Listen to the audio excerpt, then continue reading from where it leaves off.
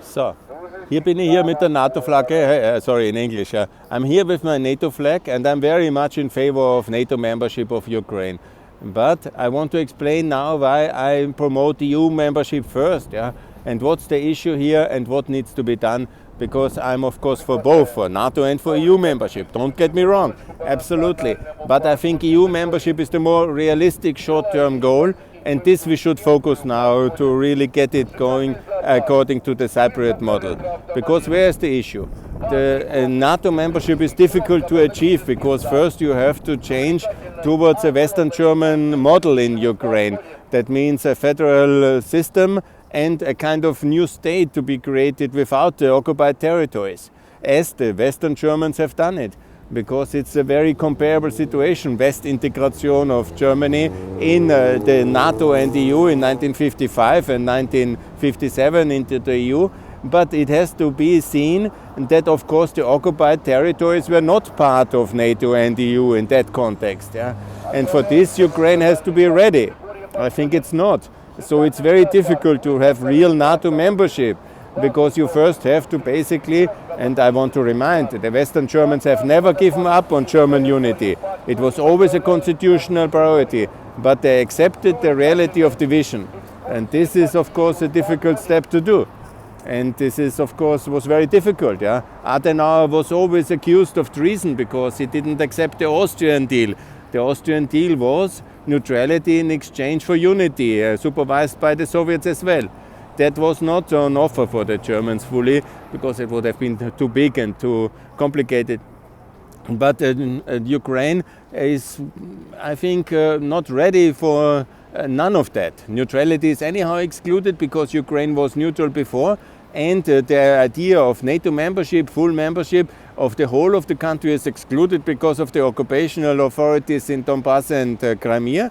And of course it is very difficult for Ukraine politically to make sure that, similar like Western Germany, they have never renounced the territories. Unity happened ultimately, and it would happen as well. But you have to basically borderize the territories, clarity where is the border, and then accept division for the moment. Yeah?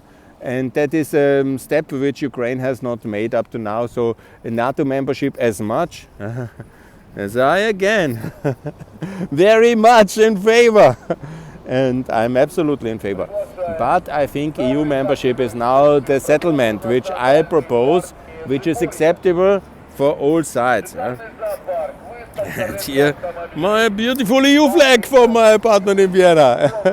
This is the way we have done it with Cyprus. It's absolutely possible to put the EU flag here everywhere on, yeah? And this is also what should be done. And this is very much also possible for a partly occupied country, as Cyprus is the living proof. And so we can do it.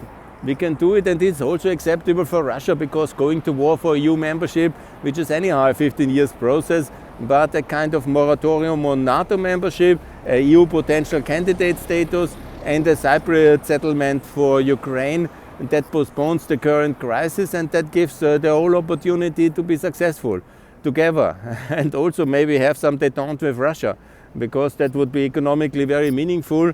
We could also somehow reduce the tensions and have a settlement with EU membership of this beautiful country, which is for the people the most important.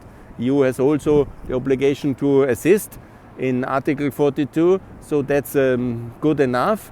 And Russia hopefully will not attack us all together as EU, because that would be really hard, because we are buying 300 billion of Russian energy every single year. Such a settlement also maybe to accept Nord Stream 2, because that's really what Russia wants. Yeah? So we could also buy this terrible peace if Ukraine gets EU membership for that. I would be ready for such a deal. Yeah? But that's the complexity of the situation now, and that's the reason for the settlement I propose. Yeah? This is the integration, and added, obviously, what we can do immediately is the euro as currency. And that can be done very, very fast. It would be very beneficial. EU potential candidate status and membership is a 15 years process. The euro can be done to seal the deal. And to make it easier for Russia, we could do Nord Stream 2 and open it in exchange for removing all the troops from the Russian border and Euroization of Ukraine and EU potential candidate status. Of course, it must be all at one package. Not everything Russia wants and nothing Ukraine wants. Yeah?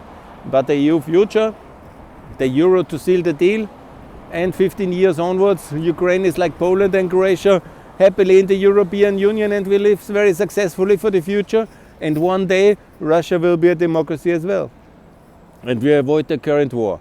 That's my current proposal. That's my article. And don't forget to be very clear. If there is war, if Russia really sends the tanks massively into Ukraine, which I don't believe, and I don't hope, obviously, then the question of NATO membership will be absolutely on the table as well, because the Americans and NATO will be fully drawn into it, fully, and then they will defend Ukraine as they have defended Croatia and Kosovo and Bosnia. And the more they will not let a genocide happen by Russian tanks. So ultimately, then what to do then with maybe a little bit smaller Ukraine? Russia can take some parts of the east additionally, but then they will certainly join NATO on the Western German model and on the EU and the EU. Then everything, but it will be happening a war again, and a lot of damage and people died. So it's much better the settlement I propose here, and I seal it with the euro, get Ukraine into the EU, and that's the reasonable way to do it. And then, of course, nobody is fully happy because of the costs and, because of the complexities and our relation with Russia, and Russia will not be fully happy because Ukraine is lost, and Ukraine will be not in NATO, so not completely secure, but it's a way to muddle through and to get out of this crisis. And it's only our decision. We don't have to ask Putin for anything in that one. So that's what I want to propose. And I have proposed now in my article, and that's the settlement I see and I want to advocate now in the coming days here. That's why I came to Ukraine, and that's what I hope we can achieve together. Thanks a lot for listening. More to come from Pax Europiana. Bye.